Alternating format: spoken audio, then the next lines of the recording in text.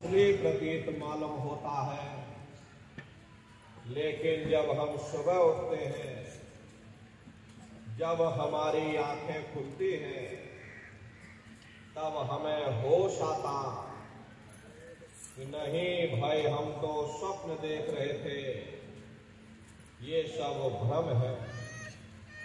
ठीक उसी प्रकार से ये दुनिया भी 10-20-100 साल का स्वप्न है। अब आप कहोगे हम जाग रहे, परंतु प्रेमी भाई बहनों, ऐसा हरगिज नहीं है। जिस दिन मौत का वक्त आएगा, हम आप रोएंगे, हाय हाय करके चिल्लाएंगे कि हाय, हमने सारी जिंदगी यूं ही स्वप्न में गुजार दी। जागने का समय तो अभी आया था, जो कुछ करना था अभी करना था। लेकिन प्रेमी भाई बहनों, अब पछताए होत क्या, जब चिड़िया चुग गई खेत। महात्मा प्रेम से जीवों को समझाते हैं कि भाई, देह और ग्रेह सब झूठा, धर्म में काहे को खपना। ये घर बार हमारा अपना नहीं, हरे पराया देश है। ये शराय खाना है, ये मुसाफिर खाना है। ये शरीर भी तुम्हारा अपना नहीं, ये भी काल का पिंजरा है, किराए का मकान है, पराया मकान है। किसी को 40-50 साल के लिए मिला, किसी को 80-90-100 साल के लिए मिल गया। जितने जितने श्वास उस मालिक ने बख्शे हैं, उसे भुगतने के बाद में हमें शरीर को यही छोड़ जाना। श्वास दो धारा नित्य ही जारी, एक दिन खाली चाम। अरे प्रेमी भाई बहनों, एक तालाब पानी से चाहे कितना भी क्यों ना भरा हो, आप एक छोटी सी नाली काटकर खोल दीजिए, तालाब में छोटा सा छेद कर दीजिए, तो सारा पानी ही तालाब से बाहर निकल जाएगा।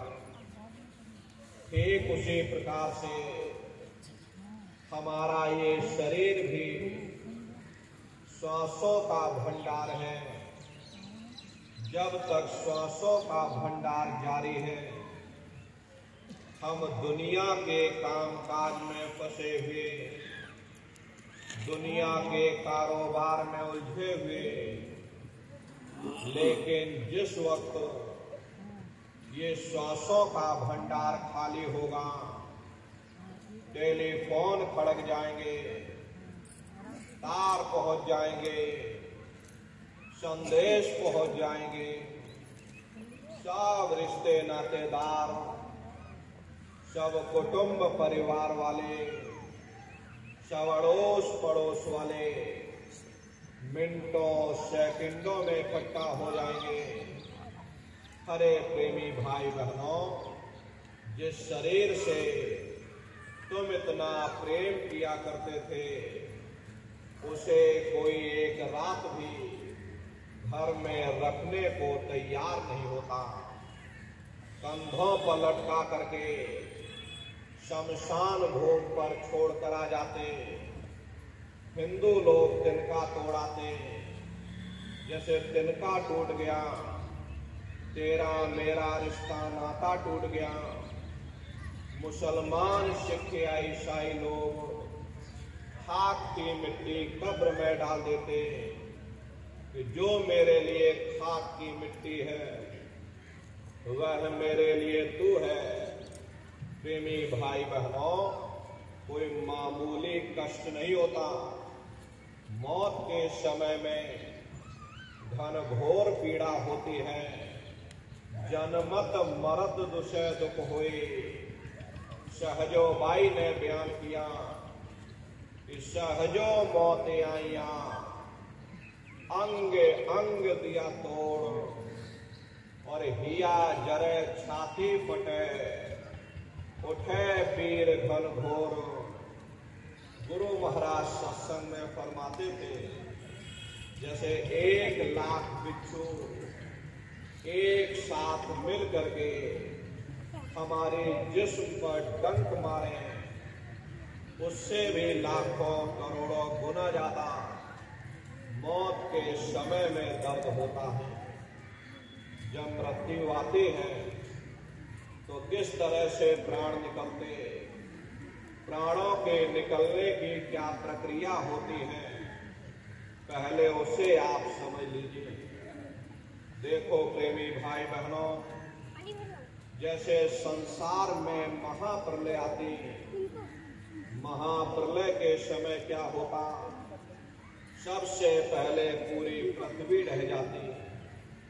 ये पृथ्वी पानी में घुल करके अब पानी बन जाती है।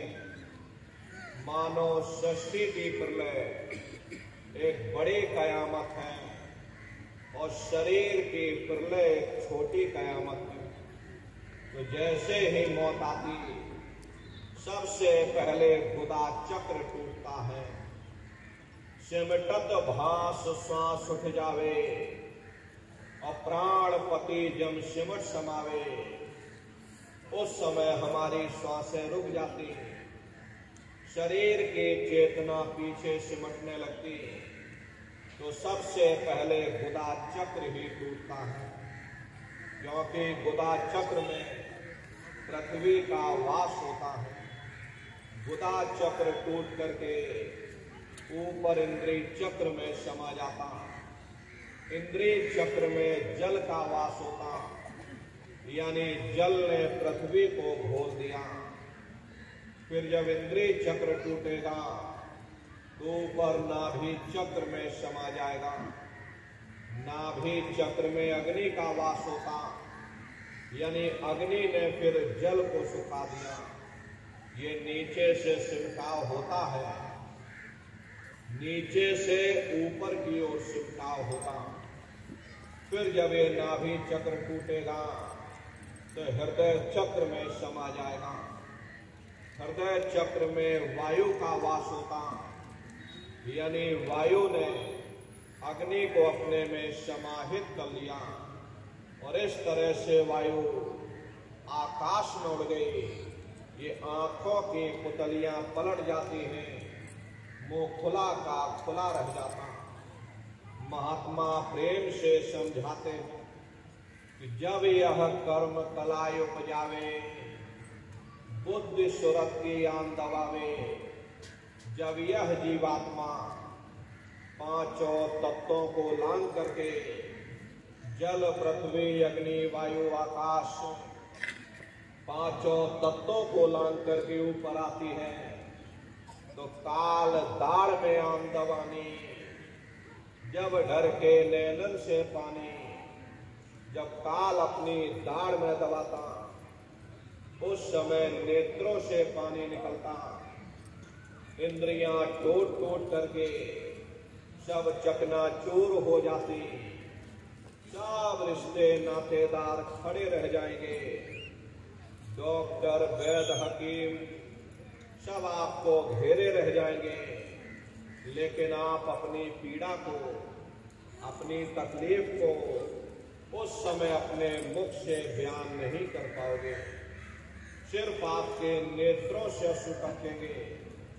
हरे यमदूत आते हैं, प्राणों की डोरी को तोड़ देते और जीवात्मा को खींच करके इस शरीर से बाहर कर दिया जाता। जैसे ही जीवात्मा शरीर से अलग हुई, ये शरीर हमारा मिट्टी हो जाता। फिर इस मिट्टी को एक रात अपने घर में कोई रखने को तैयार नहीं होता। अरे आपके कितने भी सगे संबंधी क्यों ना, खास नात रिश्तेदार क्यों ना हो, लेकिन एक रात कोई घर में मट्टी रखने के लिए तैयार नहीं होते। कहते भाई जल्दी करो जल्दी करो, अब इनकी शक्ल देखने में हमको डर लग रहा, जल्दी से बाजार से कफन खरीद के लाओ, जल्दी से लकड़ियां खरीद के लाओ, जल्दी से चिता तैयार करो, इनको घर में से जल्दी से उठा ले जाओ, वही शमशान भूमि पर जला देना।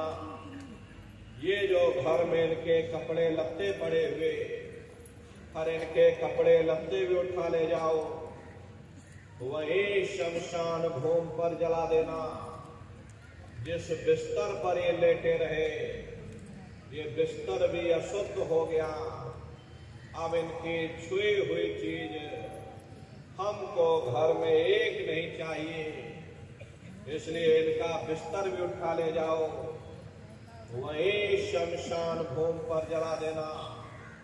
लेकिन उसने कोई सोने की अंगूठी पहनी होगी, उसे धीरे से उतार कर जेब में रख लोगे, बस वही एक अशुद्ध नहीं होगा और बाकी सब अशुद्ध हो जाएगा। अरे महात्मा कहते हैं कि भाई कुटुंब परिवार मतलब का, और बिना धन पास नहीं जाए। ये रिश्ते नातेदार, ये कुटुंब परिवार वाले, ये सब स्वार्थ के संगी साथी। अरे प्रेमी भाई बहनों, आज तुम्हारी जेब में पैसा है तो सब जैसे तैसे तुमसे रिश्तेदारियां कायम कर लेंगे। आज जेब खाली हो जाए तो बेटा बाप को बाप कहने के लिए तैयार नहीं होता। अरे आप रोज कचहरियों में मुकदमों का हाल देखते हो। यदि किसी पिता ने बंटवारा करते समय किसी एक बेटे को 1000 रुपया कम दे दिया, 1 बीघा जमीन कम दे दी, तो बेटा बाप का दुश्मन बन जाता, उसे ले जाकर कचहरियों में खड़ा कर देता। अरे अपना यहाँ क्या है, ये स्वार्थ के संगी साथी, कोई तुमको याद करने वाला नहीं। 13 दिन बाद 13वीं मना दोगे, लड्डू पूड़ी पकवान बना करके खिला दोगे। 13वीं भी इसीलिए मनाओगे क्योंकि समाज क्या कहेगा, नात रिश्तेदार क्या कहेंगे। तो अपने मान सम्मान को बचाए रखने के लिए तुम थोड़ा बहुत खर्चा कर दोगे, फिर जाने वाले को कोई याद नहीं करता। अभी बूढ़े बुजुर्गों से पूछा जाए कि क्या तुमको तुम्हारे माँ बाप की याद आती है, तो कहेंगे भाई नहीं आती। अरे क्यों नहीं आती, तुम्हारे माँ बाप थे, तुमको पाला पोसा बड़ा किया, खुद भूखे रहे होंगे, तुम्हारा पेट पाला होगा, तुमको तुम्हारे माँ बाप की याद क्यों नहीं आती? क्योंकि तुम्हारे सामने तुम्हारे लड़के बच्चे हो गए, तुम्हारे नाती पोता पंती और संती हो गए, इसलिए तुम अपने माँ बाप की यादों को भूल गए और नई यादों में धीरे धीरे बस गए। ऐसे ही प्रेमी भाई बहनों, एक दिन सब तुमको भी भूल जाएंगे, कोई किसी को याद करने वाला नहीं। ये कहानी तो शमशान भूमि पर समाप्त हो गई। उधर देखो क्या होता, तुम्हारे जीवात्मा को ले जाकर के ऊपर धर्मराज की कचहरी में पेश कर दिया जाएगा। वहां पलक झपकते ही तुम्हारे अच्छे बुरे कर्मों का हिसाब किताब हो जाएगा। धर्मराज तुमको सजा सुना देंगे, ले जाओ इनको फलाने नरक में डाल दो, क्योंकि मैंने इनको मौका दिया था जब ये माँ के गर्भ में उल्टे लटके हुए थे, सिर इनका नीचे था, पैर इनके ऊपर थे। उस समय इन्होंने मुझसे वादा किया इन्होंने मुझसे प्रार्थना की थी कि हे मालिक, मुझे एक बार मौका दे दो, मुझे एक बार मनुष्य शरीर दे दो, हम भजन करेंगे, भक्ति करेंगे, हम अपनी जीवात्मा का कल्याण करेंगे।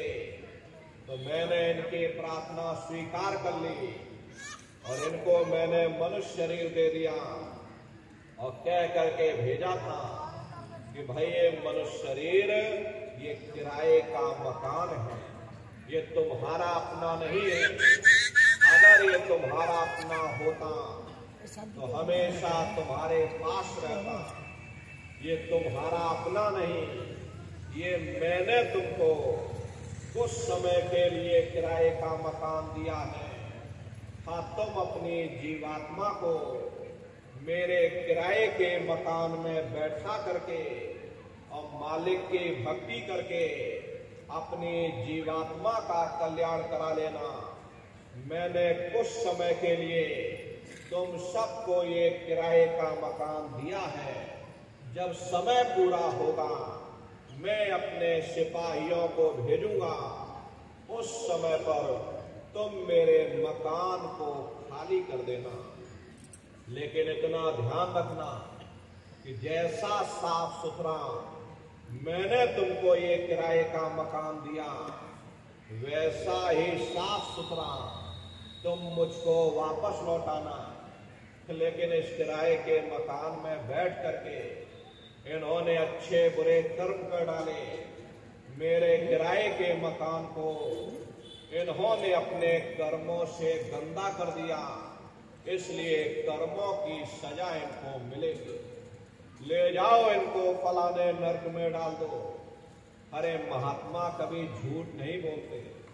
महात्माओं ने जब साधना की, साधना करके जब ऊपर गए और ऊपर जा करके जब उन्होंने नरकों का हाल देखा, तो हमारी आपकी जानकारी के लिए उन्होंने धर्म ग्रंथों में लिख दिया कि लोह के खम्भ तपत के माही, और जहां जीव को ले चिपकाई वहां लोहे के खंभे अग्नि से धधक धधक कर लाल हो रहे।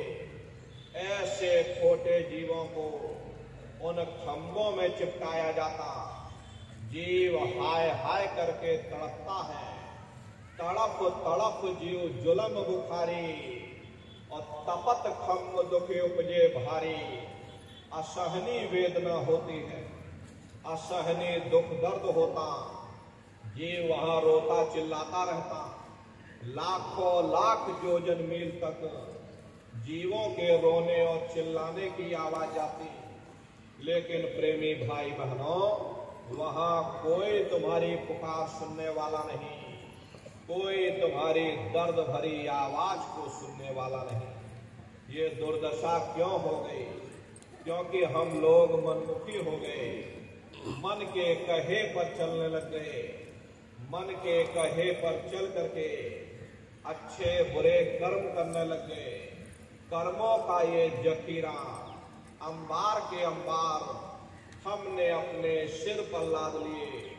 आज उन्हीं कर्मों का भोग पा रहे।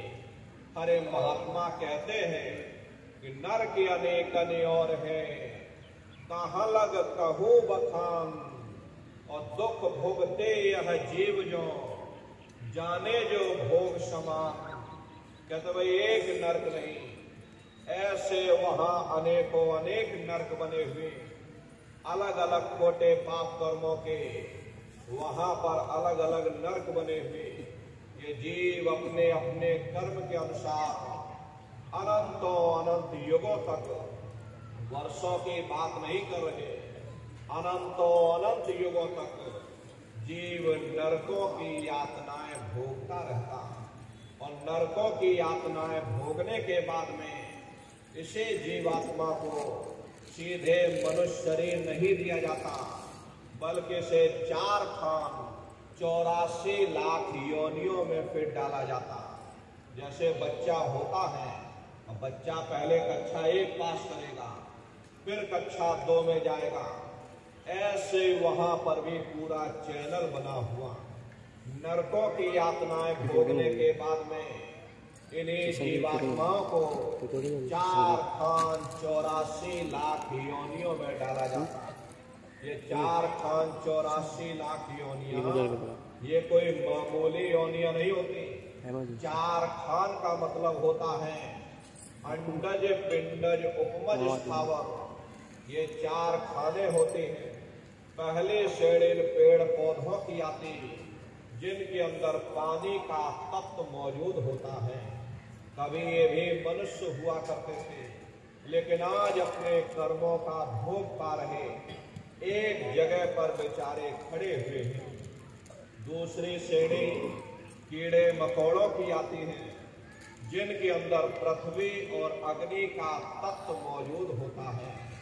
तीसरी श्रेणी पंछियों की आती, चौथी चौपाए जानवरों की आती और 5वीं स्वयं इंसान की आती जिसके अंदर 5 तत्व जल, पृथ्वी, अग्नि, वायु, आकाश 5 तत्व मौजूद होते हैं।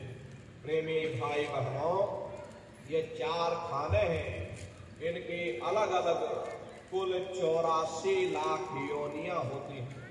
अब आप पेड़ पौधों को देखिए तो आम का पेड़ अलग है, नीम का पेड़ अलग है, पीपल का पेड़ अलग है। ऐसे ही अलग अलग प्रजातियों के कीड़े मकोड़े, अलग अलग प्रजातियों के पशु पंछी, कुल मिलाकर के 84 लाख योनियां हैं। हम दुनिया के जीव नरकों की यातनाएं भोगने के बाद इन्हीं 84 लाख योनियों में भट्टा खाते हैं। मामूली कष्ट नहीं होता। अरे हमको आपको गर्मी लग गई तो हम लोग छाया में आ गए, सर्दी लग गई तो कंबल रजाई ओढ़ लिया, भूख लग गई तो रोटी खा ली, बीमार हो गए तो अस्पतालों में चले गए, अपना अपना इलाज करवा लिया। लेकिन देखो इन जानवरों को, क्या गर्मी, क्या सर्दी, क्या बरसात, एक एक निवाले के लिए, एक एक रोटी के टुकड़े के लिए दर बदर बेचारे भटकते रहते। किसी का हाथ कट गया, किसी का पैर कट गया, किसी को जीते जी काट डाला, मुर्गी की गर्दन ही मरोड़ डाली। मादा बिच्छू होती है। मादा बिच्छू की मौत कैसे होती? मादा बिच्छू जब अपने बच्चे को जन्म देती है तो उसी के बच्चे अपनी भूख को मिटाने के लिए अपनी माँ की पीठ पर चढ़ जाते हैं और उसी के मांस को नोच नोच करके खाते हैं। वो तड़पती रहती है, कराहती रहती है, लेकिन जब तक हड्डी हड्डी न बच जाए उसके बच्चे अपनी माँ की पीठ से नीचे नहीं उतरते। ऐसे न जाने कितने जीव जंतु इस संसार में भरे पड़े हुए, कौन उनकी पुकार सुनने वाला? बीमार बैलों की दुर्दशा देखो, मुंह से उनके फसूकर निकलता रहता, लेकिन टनों बोझा उनके ऊपर डाल दिया जाता, डंडा मार मार करके चला जाता। क्या उनको दर्द नहीं होता? अरे उनको भी दर्द होता है, उनको भी तकलीफ होती, लेकिन वे बेचारे बेजुबान हैं, कुछ बोल नहीं पाते, कुछ बता नहीं पाते। हम लोगों के अंदर जुबान है, हम लोग बोल बता देते, वे सिर्फ रोते और चिल्लाते रहते। कौन उनकी पुकार सुनने वाला? कौन उनकी दर्द भरी आवाज को सुनने वाला? कौन सी अदालत में जाकर के वे बेचारे दरवाजा खटखटाएं? कौन मजिस्ट्रेट उनकी फरियाद को सुनेगा? हरे प्रेमी भाई बहनों, कोई सुनने वाला नहीं। कई जन्म भय कीट पतंगा, कई जन्म भय मीन कुरंगा, और कई जन्म पंखी सर्पयो, कई जन्म है वर वृक्ष जोयो। मिल जगदेश मिलन की वरिया, और चिरंकार यह देश सजरिया। करोड़ों करोड़ युगों से नरकों की यातनाएं भोगने के बाद फिर हम लोगों को कभी कीड़े पतंगों की योनि में, कभी पेड़ पौधों की योनि में, तो कभी पशु और पंछियों की योनि में डाला जाता। प्रेमी भाई बहनों, 84 लाख योनियों की सबसे जो आखिरी योनि होती है वो गाय और बैल की योनि होती है। गाय स्त्री का रूप लेती है, बैल पुरुष का रूप लेते हैं। ये 84 लाख योनियों की सबसे आखिरी योनि यानी कि अंतिम पायदान होता है। उसके बाद तब जाकर के हम लोगों को दोबारा फिर से मनुष्य शरीर प्राप्त होता। इसीलिए कहा गया बड़े भाग्य मानुष तन पाया, कोट जन्म जब भटका खाया, कोटान कोट जन्म जन्मांतरों तक अलग अलग योनियों में भटकने के बाद में तब बड़े सौभाग्य से हम लोगों को ये मनुष्य शरीर प्राप्त हुआ।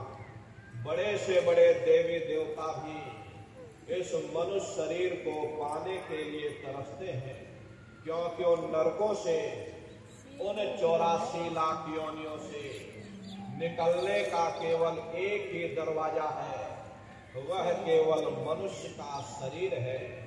इसी मनुष्य रूपी मंदिर में बैठ करके हम उस परमात्मा को प्राप्त कर सकते हैं। लेकिन बड़े अफसोस की बात है, जैसे किसी को हीरा मिल गया और उसे हीरे की परख नहीं, उसने हीरे को गधे के गले में बांध दिया। ठीक उसी प्रकार से ये मनुष्य शरीर उत्तम से उत्तम है, लेकिन इंसान इसकी कद्र नहीं करता। खाने पीने ऐसो इशरत में, मोह माया में अपने कीमती समय को और सौ की पूंजी को बर्बाद कर देता। महात्मा प्रेम से समझाते हैं, भाई बड़े सौभाग्य से तुमको ये मनुष्य शरीर मिला। बड़े से बड़े देवी देवता भी इस मानव तन को पाने के लिए तरसते हैं, क्योंकि इसी मनुष्य रूपी मंदिर में बैठ करके हम उस मालिक की भक्ति कर सकते हैं। इसीलिए संतों महात्माओं ने इस पंच भौतिक शरीर को सच्चा हरि मंदिर कहकर याद किया कि हरि मंदिर यह शरीर है, ज्ञान रतन प्रकट होए, ये असली हरि मंदिर है। जब भी वो मालिक मिलेगा इसी हरि मंदिर के अंदर मिलेगा। इसी पंच भौतिक शरीर को ईसा मसीह साहब ने टेम्पल ऑफ लिविंग गॉड यानी जिंदा ईश्वर का मंदिर कहा। इसी पंच भौतिक शरीर को गुरु नानक साहब ने नर नारायणी देह कहकर याद किया। ये वो देह है जिसमें नारायण स्वयं विराजमान है। इसी पंच भौतिक शरीर को मुसलमान फकीरों ने कुदरती काबा कहकर याद किया। ये असली कुदरती काबा है। उस मालिक का दर्शन जब भी होगा इसी कुदरती काबे के अंदर जाकर होगा। बाहर से आज तक न कभी किसी को परमात्मा मिला, न भविष्य में कभी मिल सकता। परमात्मा जब भी मिलेगा तुम्हें तुम्हारे अंदर मिलेगा। यही कबीर साहब ने लिखा, जो तिल माही तेल है, जो चकमक में आग, और तेरा साईं तुझ में, और जाग सके तो जाग। जिस तरह से तिल में तेल होता, पत्थर में अग्नि होती है, ठीक उसी तरह से वो मालिक हरेक के घट घट में, हरेक के वजूद के अंदर बैठा हुआ। यही आपकी धर्म पुस्तकों में भी लिखा है, करे मोको का ढूंढे रे बंदे, मैं तो तेरे पास में, और ना तीरथ में ना मूरत में, मैं तो हो विश्वास में। ना मैं तीरथ में मिलूंगा, ना मैं मूरत में मिलूंगा, ना मैं अन्य किसी कर्मकांड में मिलूंगा, ना मैं ग्रंथों में मिलूंगा, ना मैं पोथियों में मिलूंगा, ना मैं किताबों में मिलूंगा। चाहे सारी उम्र बैठ करके तुम किताब पढ़ते रहो, मैं जब भी मिलूंगा तो मैं तुम्हारे अंदर मिलूंगा। अरे प्रेमी भाई बहनों, बड़ी सीधी सी बात है कि अगर खाना बनाने की किताब सारी उम्र बैठ करके पढ़ते रहोगे कि खाना ऐसे बनता है और खाना वैसे बनता है, खाने में नमक डाला जाता और खाने में तेल डाला जाता, तो कभी तुम्हारा पेट नहीं भर सकता। जब तक आप खाना बनाओगे नहीं, उसे खाओगे नहीं, कभी तुम्हारा पेट नहीं भर सकता। हम वेदों की निंदा नहीं करते, हम ग्रंथों की निंदा नहीं करते, हम गीता, कुरान, बाइबल की निंदा नहीं करते। अरे वेद, शास्त्र, गीता, कुरान, बाइबल कहती है कि भाई मनुष्य के अंदर अंड खंड ब्रह्मांड है, स्वयं वह परमात्मा इसके अंदर बैठा हुआ। चलो अंदर चलो, अंदर चल करके उस परमात्मा का दर्शन दीदार करो। अब सवाल ये उठता है, भाई आखिर हम अपने अंदर जा करके उस परमात्मा का दर्शन कैसे करेंगे? तो इसके लिए संतों महात्माओं ने केवल 3 साधन बताए। साधन 3 सारे वर्णे और साधन सब होते मान। इस कलयुग में उस मालिक को पाने के लिए संतों महात्माओं ने केवल 3 साधना बताई। पहला है सुमरन, दूसरा है ध्यान और तीसरा है भजन। सुमरन कहते हैं मालिक को याद करना, ध्यान कहते हैं दृष्टि को एकाग्र करना, और भजन कहते हैं कान में उंगली डाल करके उस शब्द को सुनना, उस नाम को सुनना, उस देववाणी आकाशवाणी को सुनना जो 24 घंटे तुम्हारे अंदर गूंज रही। तो कैसे आप लोग सुमरन करोगे, कैसे आप लोग ध्यान करोगे और कैसे आप लोग भजन करोगे, जरा अच्छी तरह से समझिएगा और फिर घर पर बैठ करके करिएगा। तो सबसे पहले सुमरन कैसे किया जाएगा? सुमरन करने के लिए एक माला आप लोग ले लेना। ये देखिए प्रेमी भाई बहनों, 108 दाने की ये माला है। इसमें कुल दानों की संख्या कुल 108 है। अपने अपने घरों में बैठ करके बाहर से अपनी आंख को बंद कर देना। दोनों आंखों के मध्य भाग में अपने ध्यान को एकाग्र करके और मन ही मन दाने दाने पर जय गुरुदेव नाम का उच्चारण करिएगा। हर दाने पर जय गुरुदेव नाम, हर दाने पर जय गुरुदेव नाम, जय गुरुदेव, जय गुरुदेव, जय गुरुदेव कुल 108 बार करिएगा। दोबारा इसी जगह फिर वापस आ जाओगे। जब आप जय गुरुदेव नाम का उच्चारण करोगे तो दोनों आंखों के मध्य भाग में अपने ध्यान को एकाग्र करके दाने दाने पर जय गुरुदेव नाम का उच्चारण करिएगा।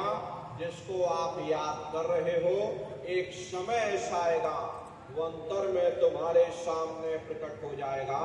उसके स्वरूप को देख लेना, फिर उसी के स्वरूप को याद करके जय गुरुदेव नाम का स्मरण सभी नए प्रेमी भाई बहन सबसे पहले करिएगा। दूसरी बार फिर यहीं से जय गुरुदेव नाम का स्मरण, तीसरी बार फिर यहीं से जय गुरुदेव नाम का स्मरण। इस तरह से कुल 8 बार जय गुरुदेव नाम का स्मरण सभी नए प्रेमी भाई बहन सबसे पहले करिएगा। 8 बार करने के बाद ये माला आप रख देना। प्रेमी भाई बहनों, ये जय गुरुदेव नाम किसी साधारण इंसान का नाम नहीं, स्वयं सनामी महाप्रभु का नाम है। समय समय पर संत महात्मा अपने अपने समय पर आकर के उस मालिक के नाम को सिद्ध करते हैं। अपनी साधना के द्वारा उस मालिक के नाम को जगाते हैं। जैसे कबीर साहब आए, उन्होंने साहिब नाम सिद्ध किया। गुरु नानक साहब आए, उन्होंने वाहे गुरु नाम सिद्ध किया। मीराबाई आई, उन्होंने गिरधर नाम सिद्ध किया। इसी तरह से हमारे गुरु महाराज जय गुरुदेव नाम सिद्ध करके गए। जय गुरुदेव नाम का जहाज लगा कर गए। गुरु महाराज हमारे कहते थे, बच्चा इस जहाज पर अगर सारी दुनिया बैठ जाएगी, ये जहाज सारी दुनिया को पार करेगा। नए जीवों के लिए नामदान की प्रक्रिया को और सरल से सरल किया गया। वरना बहुत से पुराने पुराने प्रेमी हैं, अगर उनसे पूछा जाए भाई जरा नाम रूप स्थान गाजे बाजे बता दो, वो तक भूल जाते हैं। इतने पुराने हो करके आज तक याद नहीं कर पाए, बड़ा भारी दोष लगता है। इसीलिए नए जीवों के लिए रास्ता सरल से सरल किया गया। अब आप जय गुरुदेव नाम का स्मरण करिएगा। एक है साध है सब सद है, और सब साध है सब जाए। अपने गुरु की उंगली पहले पकड़ लो, क्योंकि गुरु तुम्हारा सच्चा रहबर, गुरु तुम्हारा सच्चा साथी है। अरे गुरु मेरे भाव ने जो करे न कोई, गुरु के बगैर कोई भी जीवात्मा इस भव सागर से पार नहीं जा सकती। गुरु गोविंदो पड़े काके लागो पाई, और बलिहारी गुरु आपने जिन गोविंद दियो बताई। महिमा उन्हीं की है जिन्होंने गोविंद को लखा दिया। इसीलिए कहा जाता कि भाई गुरुर ब्रह्मा गुरुर विष्णु गुरुर देवो महेश्वरः, और गुरुर साक्षात पार ब्रह्म तस्मै श्री गुरुवे नमः। तीन लोक नौ खंड में गुरु से बड़ा न कोई, और कर्ता करे न कर सके, गुरु करे सो होई। इसलिए प्रेमी भाई बहनों, जय गुरुदेव नाम का सुमरन आप सभी प्रेमी भाई बहन सबसे पहले करिएगा। सुमरन करने के बाद में फिर आप ध्यान पर बैठिएगा। दूसरा है ध्यान, और ध्यान कहते हैं दृष्टि को एकाग्र करना। कैसे आप लोग ध्यान करोगे, जरा अच्छी तरह समझ लीजिए। अपने अपने घरों में पलथी मार करके बैठिएगा। बाहर से अपनी आंख को बंद कर लेना, और दोनों आंखों के मध्य भाग में दूर सामने देखिएगा। सामने आपको अंधेरा दिखाई पड़ेगा। बस उसी अंधेरे में एक जगह पर आप अपनी दृष्टि को एकाग्र करिएगा। होशियारी यही रहे कि आंखों की पुतलियां हिलने न पाए। शुरुआती समय में ये आंखों की पुतलियां हिलेंगी, लेकिन जब आप अभ्यास करोगे, करत करत अभ्यास से, और जड़मत होत सुजान, जब अभ्यास करते रहोगे तो आंखों की पुतलियां हिलना बंद हो जाएंगी। तो दूर सामने अंधेरे में एक जगह पर आप अपनी दृष्टि को एकाग्र करिएगा। प्रेमी भाई बहनों, जब आपकी दृष्टि अंधेरे में रुक जाएगी तो सुई की नोक के बराबर काले में भी काला बिंदु, बड़ा चमकीला बिंदु होगा, तारे की तरह चमचम चमचम चमकेगा। वो सामने आपको दिखाई पड़ जाएगा। जब वो चमकदार बिंदु सामने दिखाई पड़ जाए, तब आप अपनी दृष्टि को उस बिंदु पर एकाग्र करिएगा। जब आप अपनी दृष्टि बिंदु पर एकाग्र कर लोगे, तो बिंदु के चारों तरफ से बड़ा भारी प्रकाश निकलेगा। चक्र की तरह से बहुरंगी प्रकाश होगा। वो प्रकाश धीरे धीरे बड़ा होता चला जाएगा।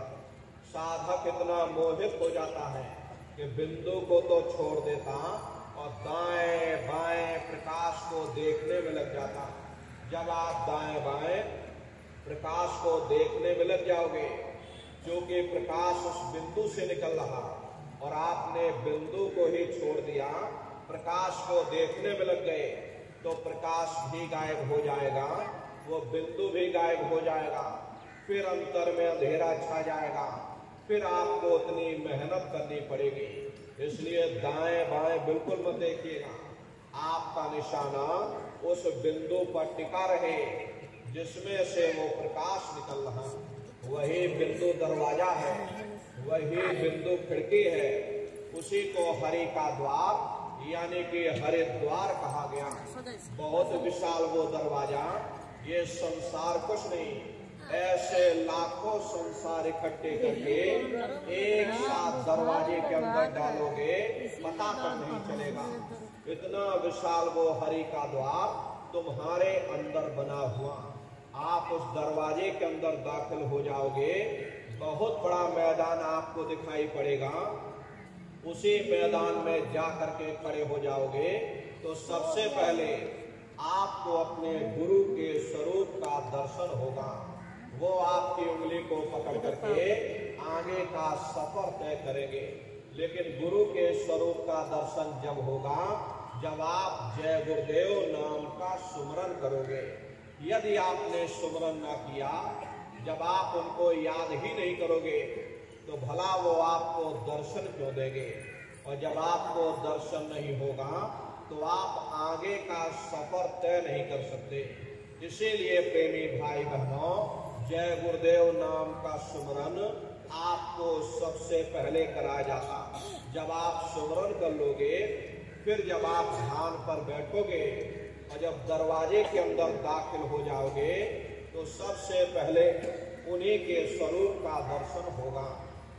वो आपकी उंगली को पकड़ करके आगे का सफर तय करेंगे। तो यह है ध्यान करने का तरीका। एक बार फिर से आप लोग समझिए कैसे ध्यान करोगे। अपने अपने घरों में पलथी मार करके बैठिएगा, शरीर को टाइट मत करना।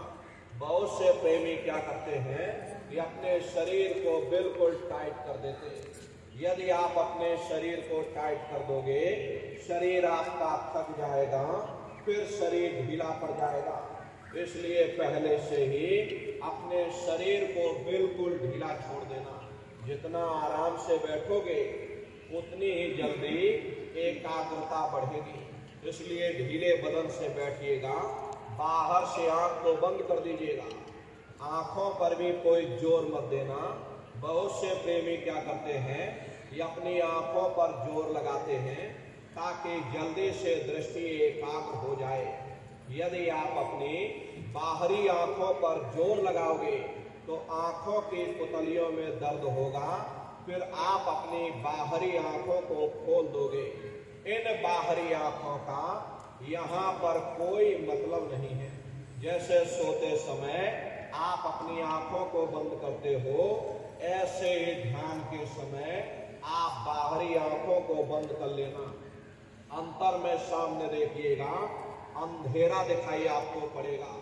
बस उसी अंधेरे में एक जगह पर अपनी दृष्टि को एकाग्र करिएगा या उस अंधेरे को देखते रहिएगा। एक टक होकर के सामने अंधेरे को देखते रहो। उस समय किसी के बारे में विचार मत करना, किसी के बारे में सोचना नहीं। विचार करने की आदत हमारे अंदर पहले से पड़ी हुई है। हम किसी भी व्यक्ति को देखते हैं, देखने से पहले ही हम उस व्यक्ति के बारे में विचार करने लग जाते हैं। ये जो विचारों की आंधी है, यही ध्यान में बाधक बन जाती है। इसलिए कोशिश ये करना कि ध्यान के समय मन में कोई विचार ना आने पाए। निर्विचार होकर के अपना ज्ञान और विज्ञान, जितनी भी पढ़ाई लिखाई है, ज्ञान विज्ञान विद्या की पोटली बांध करके एक किनारे रख देना। सब कुछ भूल जाना, अपने शरीर तक को आप भूल जाओ। शून्य हो करके बस उस अंधेरे को आप देखते रहिएगा। देखते देखते देखते देखते आपकी दृष्टि अंधेरे में रुक जाएगी। और जैसे ही आपकी दृष्टि उस अंधेरे में एकाग्र होगी, तो सुई की नोक के बराबर बड़ा चमकीला बिंदु होगा। तारे की तरह चम चम चम चम चमकेगा। वो सामने आपको दिखाई पड़ जाएगा। जब वो चमकदार बिंदु सामने दिखाई पड़ जाए, तब आप अपनी दृष्टि को उस बिंदु पर एकाग्र करिएगा। शुरुआती समय में वो बिंदु आएगा, फिर चला जाएगा, फिर आएगा, फिर गायब हो जाएगा। कभी दाईं तरफ चला जाएगा, कभी बाईं तरफ चला जाएगा, कभी ऊपर चला जाएगा, कभी नीचे चला जाएगा। तो साधक क्या करता है कि हर बिंदु कहाँ गायब हो गया, तो अपनी आंखों की पुतलियों को अंदर ही अंदर घुमा करके देखने लगते कि भाई बिंदु कहाँ गायब हो गया। प्रेमी भाई बहनों, आपको अपनी आंखों की पुतलियां नहीं हिलानी। बिंदु गायब होता है, हो जाने देना। आपका ध्यान सामने रहेगा तो बिंदु फिर आपके सामने आ जाएगा। जब वो चमकदार बिंदु सामने आ जाए तो फिर अपनी दृष्टि को उस बिंदु पर एकाग्र करिएगा। जब आप अपनी दृष्टि बिंदु पर एकाग्र कर लोगे, वही बिंदु दरवाजा है, वो दरवाजा खुल जाएगा, ये शिव नेत्र खुल जाएगा, ये दिव्य दृष्टि खुल जाएगी और आप दरवाजे के अंदर दाखिल हो जाओगे।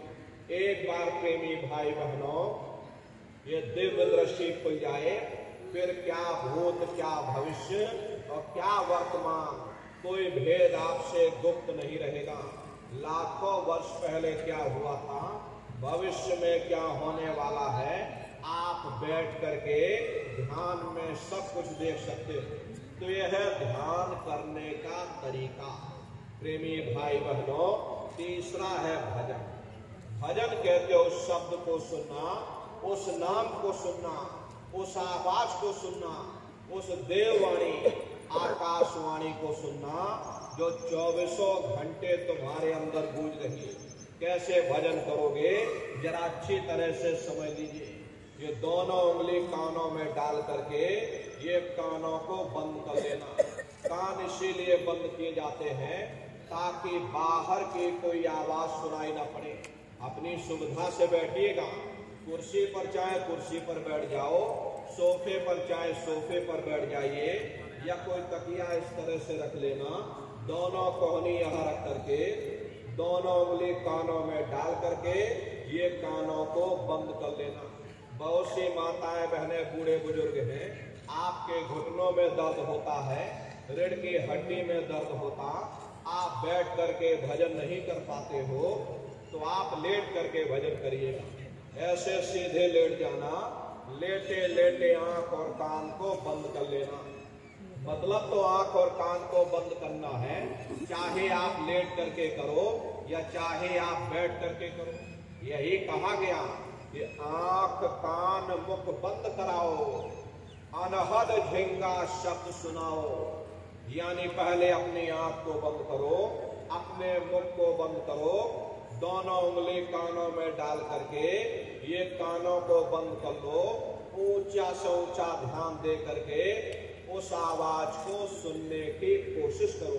प्रेमी भाई बहनों, जब आप अपने कानों को बंद करके ऊंचा ध्यान दे करके गौर से सुनोगे, आपको ऐसा अनुभव होगा कि कहीं सीटी जैसी आवाज हमारे कानों में गूंज रही है।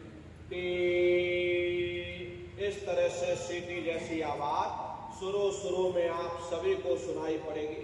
करना कुछ नहीं है, लेटे हो चाहे बैठे हो, बस आप उस आवाज को सुनते रहना और सुनते सुनते उसी में लीन हो जाना। जब आप उसमें लीन हो जाओगे तो कुछ समय बाद में दोबारा आपको अनुभव होगा कि कहीं बड़े दूर से एक महीन आवाज, घंटे और शंख की आवाज हमारे कानों में बज रही, जैसे मंदिरों में घंटियां बजती हैं, टन टन टन टन। इसी तरह से प्रेमी भाई बहनों, घंटे और शंख की आवाज आपको सुनाई पड़ेगी। प्रेमी भाई बहनों, उसी घंटे शंख की आवाज को महात्माओं ने शब्द कहा। आपकी धर्म पुस्तकों में लिखा है कि पोथी पढ़ पढ़ जग मुआ, पंडित भया न कोई, और 2.5 अक्षर प्रेम का, पढ़े सो पंडित हुई। दुनिया वाले कहते हैं कि 2.5 अक्षर का मतलब प्रेम है। अरे प्रेम नहीं है, प्रेम में तो मात्रा लगी हुई। यहाँ पर जिस 2.5 अक्षर का वर्णन उन महात्माओं ने किया वो है शब्द सा, आदा, बा और दा। उसी शब्द को महात्माओं ने नाम कहा। कलयुग केवल नाम यधारा, सुमेर सुमेर नर उतर ही पारा। कलयुग में केवल नाम का आधार है, वो नाम तुम्हारे अंदर 24 घंटे गूंज रहा। तो उसी घंटे शंख की आवाज को महात्माओं ने शब्द या नाम कहा। उसी को मुसलमान फकीरों ने कलमा कहा।